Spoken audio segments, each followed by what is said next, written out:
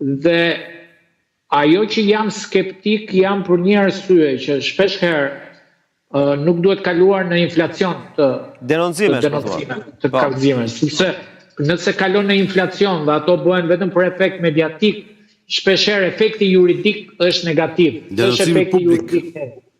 Po, kur denoncimi është publik dhe për efekt mediatik, shpesher ka efekt juridik negativ, sepse pritshmëria publikut rritet shumë dhe imagjinoni se çfarë ndodh, le të themi, nëse mbas 3 javësh kemi një deklarim nga ana e prokurorisë ku nuk ekzistojnë elementët apo të dhënat mjaftueshme për fillimin e çështjes penale. Pra e gjitha kjo mund të kthehet në bumerang, ashtu siç nuk e paragjykojmë, mund ndodh, nëse ka prova, është një histori krejt tjetër, por në një farë mënyrë provohet dhe ajo që thash.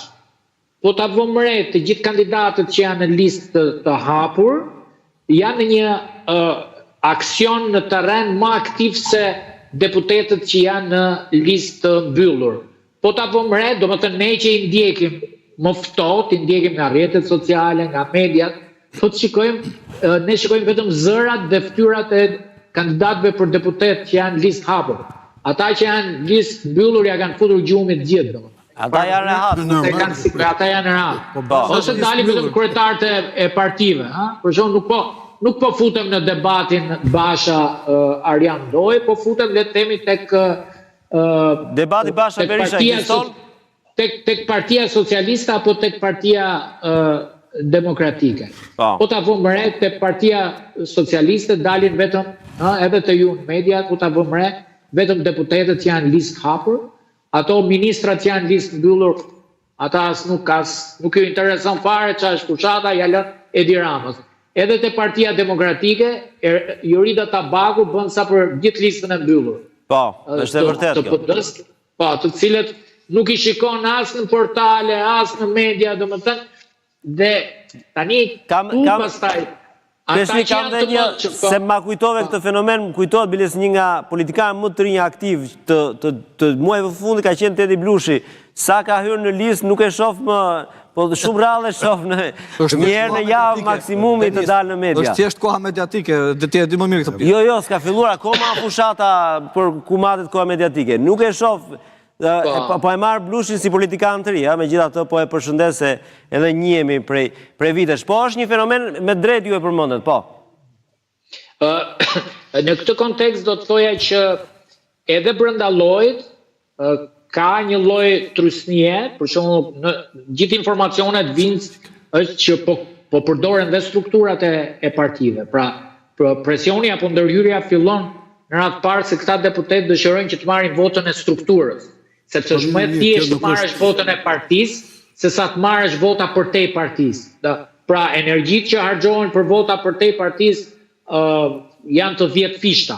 Dhe në këtë mënyrë unë pres që gjithmonë më shumë të radikalizohet. Ai është votë orientuar, xhanom, si bëj.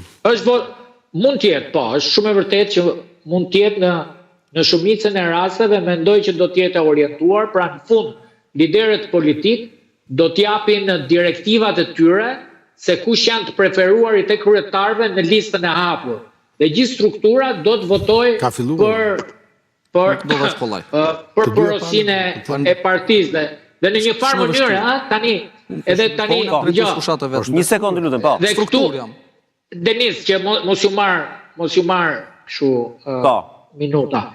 Tani, pyetja është, a është vepër penale nëse kryetari i partisë deformon dhe devion votën e listës hapur? Po si do ta vërtetoj? Ja këtu, shiko, këtu dolet e tema ime. Që ta vërtetosh së Kreshnik... Jo, një sekund, dakord jam, po që ta vërtetosh të duhet ta vësh në përgjim kryetarin, ndryshe se vërteton do, dhe unë të solla dhe faktin e përgjimit, metodika, të lutem, jo ta përmend të se kjo është, ndoshta është edhe konflikt për drejtë njeriut të gjitha, por ne kemi parë që vetëm nëpërmjet përgjimeve SPAU ka qenë shumë efikas në këto 6 vite. Pra e ka metodën me një sekond të lutem. Po më një sekond më përse nuk je kryetari, po themi gjë më të rëndësishme. Po në terren më po dakord më po them pra. Cili është urdhri që kam? Një pyetje që t'ja bëj Skerdit dhe mbyllam. Skerdit, po. Në qoftë se kryetari i Partisë Demokratike jep urdhër. Jep urdhër 24 orë para, mos votoni kandidat të PD-s, votoni Ilir Metën. Është imponim dhe devijim i votës, është krim elektoral apo jo? Ja të ta them, urdhri që un kam nga drejtuesi politik përkatës, po si un janë të gjithë drejtuesit e fushatës në të gjashtë të një bashkit, është i prerë. Sipas ndarjes së zonave, kandidatët nuk do ta përdorin strukturën jashtë zonës tyre, pra kandidatët e Vlorës kanë sipas përcaktimit në zonë caktuar, kandidati i Himarës ka zonën e vet, kandidatët e Sarandës kanë zonën e vet, flas për qarkun e Vlorës. Kandidati nëse dëshiron mund të dalë jashtë zonës tij, por pa përdorur strukturën e partisë, pra unë si drejtues të dalë vet. Po, jo, të dalë vet mund të shkojë bëj takime personale, por unë si drejtues të fushatës Partisë Demokratike nuk më lejohet që kandidat jashtë terrenit të Bashkisë së Himarës, sipas përcaktimit. Ti çosh në Vlorë për shembull. Jo, në degën e Himarës, unë nuk mund të bëj fushat duke përdorur strukturën e Partisë Demokratike për kandidatët cilët nuk e kanë të përcaktuar si zonë. Tani e kuptoj, ja ta marr në Himar, ju nuk bëni dot fushat për Bujaleskën për shembull. Jo, Bujari është i parë, është në listë mbyllur. Okej, dikë të kandidatët lejohen të shkojnë në të gjithë qarkun, ama unë si strukturë e partisë, si drejtues fushate nuk duhet të diferencoj kandidatët.